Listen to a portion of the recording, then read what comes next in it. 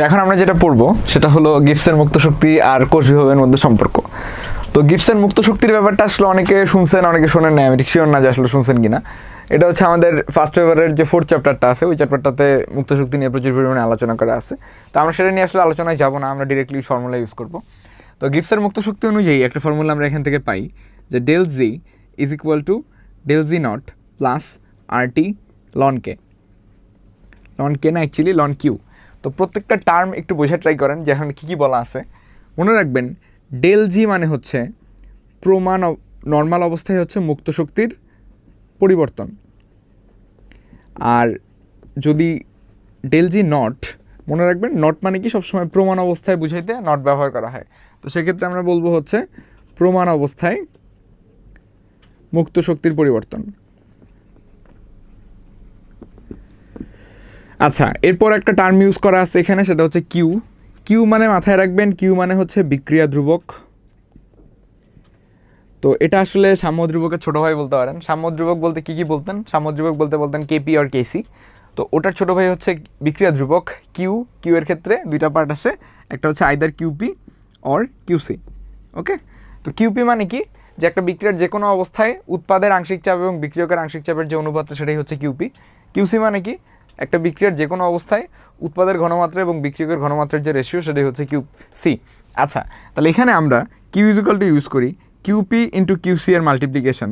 তাহলে একটা জেনারেল রিয়াকশনের যে কোনো অবস্থায় তাদের আংশিক চাপের রেশিও এবং ঘনমাত্রার রেশিওর যে মাল্টিপ্লিকেশন সেটাই হচ্ছে বিক্রিয়া ধ্রুবক।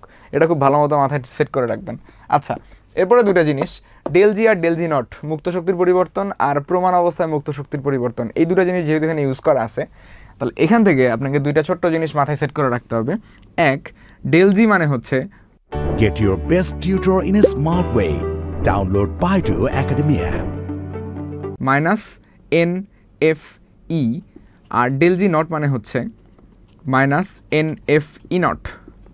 ওকে, তো এই দুটো জিনিস, এই দুটো ফর্মুলাকে আমরা যদি এই ইকুয়েশনটাতে সাবমিট করি, তাহলে আমাদের ইকুয়েশনটা কীরকম আসা উচিত? আমরা পাই হচ্ছে minus of N F E is equal to minus of N F E naught plus R T ln Q.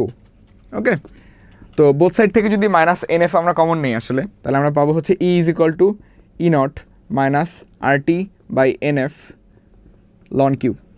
তো এটাকে চাইলে আমরা এভাবে লিখতে পারি E cell equal to E naught cell minus R T by N F ln Q. তো এই সমীকরণটাকে আমরা আসলে বলি হচ্ছে নার্নস সমীকরণ। নার্নস সমীকরণটাকে আপনাকে কী করতে হেল্প করবে? ই নট সেল বলতে আমরা কি বুঝাইতাম? প্রমাণ অবস্থায় কোনো একটা তড়িৎচালক শক্তির যে পরিবর্তন বা বিভবের যে পরিবর্তনটা সেটা। তো ই সেল অ্যাকচুয়ালি আমাদেরকে কী দেয়? নর্মাল অবস্থায় আমাদের তড়িৎচালক শক্তির পরিবর্তন কত হবে সেটা দেয়। কী কী কনসিডার করে? বিক্রিয়া ধ্রুবক কনসিডার করে, তাদের ইলেকট্রনের আদান প্রদান কয়টা হচ্ছে সেটা কনসিডার করে, ওভারঅল সব কিছু একটা বিক্রিয়ার সেলে যা যা হয় সব কিছু কনসিডার করার পর আমি যে ইএমএফটা পাবো সেটাই হচ্ছে আমাদের ই সেল। ওকে, তো এটাকে আমি লন দিয়ে লিখেছি, চাইলে এটাকে আমি লগ দিয়ে সাবমিট করতে পারবো, like E cell equal to E naught cell minus R T by N F. তো এখানে R T by N F না লিখে আমরা এখন লিখবো 2.303 R T by N F log Q. ঠিক আছে, তো এটা যদি লগ দিয়ে লিখি তাহলে আর এর সাথে 2.303 মাল্টিপ্লিকেশন হয়, এটা মাথায় রেখেন। আরেকটা জিনিস, এটাকে আরেকটু স্ট্যান্ডার্ডাইজ করার জন্য আমি যদি 25 ডিগ্রি সেলসিয়াস তাপমাত্রায় কাজটা করি, Solve your academic problems in a smart way for free. Download Baidu Academy app. 25 degree Celsius তাপমাত্রা মানে কি 298 কেলভিন। এই ভ্যালুটা যদি আমরা টি এর এখানে সাবমিট করি, আর এর মান হচ্ছে 8.314 আর এফ এর মান তো অ্যাজ ইউজুয়াল 96,500। সেই ক্ষেত্রে এই ইকুয়েশনটাকে এভাবে লেখা যায় যে E cell equal to E naught cell minus 0.0591 by N log Q. খেয়াল করে দেখেন আমরা এখান থেকে এই কয়টা জিনিসের মান ইউজ করছি এবং এই মানগুলো বসায় আমরা পাচ্ছি 0.0591। তো এই 25 ডিগ্রি সেলসিয়াস তাপমাত্রায়, দ্যাট মিনস কক্ষ তাপমাত্রায় যদি আপনাকে কখনো কাজগুলো করতে বলা হয় তবে সরাসরি এই ফর্মুলাটা ইউজ করে ফেলতে পারেন, সেক্ষেত্রে আমার কাজ আরও কমে যাবে আর কি। আচ্ছা, তো এবারও এই তিনটা জিনিসকে আপনি নার্নস সমীকরণ হিসেবে ইউজ করতে পারবেন, কোনো সমস্যা নাই। তো এখান থেকে আরেকটা জিনিস একটু বুঝাই দিই আবার, কিউপি কিউসি এগুলো তো বুঝে গেছেন মনে হয়, যে আংশিক চাপের রেশিও ঘনমাত্রার রেশিও মাল্টিপ্লিকেশন হবে। আরেকটা কেস এখান থেকে চিন্তা করতে পারেন আপনি, যদি কোনোভাবে বিক্রিয়াটা সাম্যাবস্থায় চলে যায়, দ্যাট মিনস সাম্যাবস্থায় সাম্য অবস্থায় চলে গেলে কি হবে? বিক্রিয়া ধ্রুবক বলে কিন্তু আর কিছু থাকবে না, কারণ বিক্রিয়া ধ্রুবক হচ্ছে ওভারঅল একটা বিক্রিয়ার যে কোনো কন্ডিশনে। সাম্য অবস্থায় গেলে কি হবে? কিউটা কনভার্টেড হবে হচ্ছে কেতে, ঠিক আছে? যদি কিউটা কনভার্টেড হয় কেতে, তখন কিন্তু আর কোনো কোষ বিভব থাকবে না, তখন এই সেলটাকে বলা হয় জিরো। সো তখন আপনি ইকুয়েশনটা এভাবে লিখতে পারবেন যে ই সেলের মানটা জিরো, তাহলে zero is equal to E naught cell minus 0.0591 divided by n. আগে লিখতেন লগ কিউ, এবার লিখবেন লগ কে। কে বলতে কেপি বোঝানো হয় এখানে। তাহলে এখান থেকে লেখা যায় যে E naught cell equal to 0.0591 divided by N log KP. তো কিছু কিছু ক্ষেত্রে কেপির ভ্যালুটা দেওয়া থাকলে ওখান থেকে প্রমাণ অবস্থায় ইএমএফ সেটা আমরা বের করতে পারবো। ওকে, এই কয়েকটা জিনিস যদি মাথায় রাখেন, তাহলে নারায়ণ সমীকরণ রিলেটেড যে কোনো ধরনের প্রবলেম আমরা সলভ করতে পারবো। খুব কঠিন কোনো কাজ না, জাস্ট এতটুকু মাথায় রাখবেন। এতটুকু মাথায় রাখলে ফার্দার আমরা ম্যাথগুলো করতে পারবো। তাহলে কী কী মাথায় রাখবেন আরেকবার বলে দিই। ডেল জি নটের ইকুয়েশন, নারায়ণ সমীকরণ যে Get your best tutor in a smart way. Download Baidu Academy app. তিনটে ইকুয়েশন লিখেছি, এই তিনটে ইকুয়েশন। অ্যান্ড অবভিয়াসলি এই সাম্য অবস্থায় গেলে আমার নারায়ণ ইকুয়েশনটা কীভাবে পরিবর্তিত হয়, ই সেলের ভ্যালুটা যে জিরো হয়, এই ছোট্ট জিনিসগুলো মাথায় রাখবেন। তো এরপরে আমরা এখান থেকে ম্যাথ করবো, ম্যাথ করলে আশা করি পুরোটা আর ভালো মতো বুঝতে পারবেন। তো এতক্ষণ আমরা নারায়ণ সমীকরণ বুঝছি, নারায়ণ সমীকরণ ব্যবহার করে আমরা একটা ম্যাথ সলভ করার ট্রাই করবো। তো দেখেন এখানে একটা সেল ডায়াগ্রাম লেখা আছে। সেল ডায়াগ্রামটাতে কী লেখা আছে? ক্যাডমিয়াম থেকে ক্যাডমিয়াম 2+ তৈরি হয়েছে, এবং পরবর্তীতে বিজারণ হয়েছে কার? হাইড্রোজেন প্লাস থেকে হাইড্রোজেন গ্যাস তৈরি হয়েছে। তো এগুলোর ক্ষেত্রে দেখেন কিছু স্পেসিফিক ডাটা দেওয়া আছে, ঘনমাত্রা দেওয়া আছে আয়নগুলার, আবার গ্যাসগুলার চাপ দেওয়া আছে, অ্যান্ড এগুলোর ক্ষেত্রে আমার হচ্ছে প্রমাণ কোষ বিভাগগুলো লেখা আছে। তো এটা আসলে সলভ করবেন কীভাবে? এটার জন্য আপনাকে বের করতে বলা হয়েছে যে ই সেল কত, এটা আপনাকে ধরেন বের করতে বলা হয়েছে, বা ইএমএফ কত, এটা বের করতে বলা হয়েছে। আচ্ছা, তো সলভ করবেন কীভাবে? সেটার জন্য অবশ্যই নারায়ণ সমীকরণ লিখতে হবে। আরেকটা জিনিস একটু কনসিডারেবল, যে এই জায়গাটাতে দেখেন কোনো টেম্পারেচার আসলে লেখা নেই। যদি কোনো ম্যাথে টেম্পারেচার লেখা না থাকে, ওটাকে আপনি 25 ডিগ্রি সেলসিয়াস ধরে নিয়ে কাজ করবেন, ঠিক আছে? তাহলে 25 ডিগ্রি যদি ধরে নেন, তাহলে আমরা ডিরেক্টলি নারায়ণ সমীকরণ ইউজে যাব, যে E cell is equal to E naught cell minus 0.0591 by N log Q. আচ্ছা, তো আস্তে আস্তে কাজগুলো করেন। প্রথমে যে কাজটা আপনি করবেন, সেল ডায়াগ্রাম থেকে একটু রিয়াকশনটা লিখে নেবেন। কেন লিখবেন এটা আমি পরে বলতেছি। Solve your academic problems in a smart way for free. Download Baidu Academy app. তো ক্যাডমিয়াম আপনার বিক্রিয়ক, আরেকটা বিক্রিয়ক হচ্ছে আপনার হাইড্রোজেন আয়ন। এটা থেকে তৈরি হয় হচ্ছে আপনার ক্যাডমিয়াম 2+ এবং হাইড্রোজেন গ্যাস। তো খেয়াল করে দেখেন যে এখানে হাইড্রোজেন গ্যাস আছে, এখানে একটা হাইড্রোজেন আয়ন আছে। তো এটাকে সুন্দর মতো একটু সমতা করে নেবেন, তাহলে এখানে 2 আসবে। এতটুকু আশা করি বুঝতে পারছি। সেকেন্ড কাজ হচ্ছে আমরা একটু ই নট সেল, দ্যাট মিনস প্রমাণ কোষ বিভবটা বের করে নিব। তো জারণ কার হয়েছে? জারণ হয়েছে ক্যাডমিয়ামের। তাহলে বামে লিখেন বাম জারণ, যে ই নট অফ ক্যাডমিয়াম থেকে ক্যাডমিয়াম 2+, আর ডানে লিখেন হচ্ছে ডান বিজারণ, তাহলে আমার হাইড্রোজেন আয়ন থেকে H2। ক্যাডমিয়াম থেকে ক্যাডমিয়াম 2+ এর ভ্যালুটা আমার এখানে দেওয়া আছে 0.402 ভোল্ট, তাহলে 0.402 ভোল্ট লিখলাম। প্লাস দেখেন এখানে যেহেতু হাইড্রোজেন নিয়ে আলোচনা আছে, তার মানে কি এটা একটা হাইড্রোজেন সেল। তো আমরা প্রিভিয়াস লেকচারে বলেছি যে হাইড্রোজেন সেলের ক্ষেত্রে ভোল্টেজ কত আসে? ভোল্টেজ আসে 0 ভোল্ট। তাহলে আমরা এটাকে 0 উল্লেখ করব। তাহলে আমরা লিখব 0.402 ভোল্ট। তো আমরা এখান থেকে আসলে কিসের ভ্যালু পাইলাম? আমরা হচ্ছে ই নট সেল বা প্রমাণ অবস্থায় ইএমএফ এর ভোল্টেজটা পাইলাম। এখন আমাদেরকে যেটা করতে হবে সেটা হচ্ছে নর্মাল অবস্থায়, দ্যাট মিনস সব কিছু কনসিডারেশনে নিয়ে আসার পর যে ভোল্টেজটা পাওয়া যায় সেটা। তো এটার জন্য আমরা কী ইউজ করি? নারায়ণ সমীকরণ ইউজ করি। তাহলে নারায়ণ সমীকরণ ইউজ করার জন্য সূত্রটা লিখেন যে E cell equal to E naught cell minus 0.0591 divided by N log Q.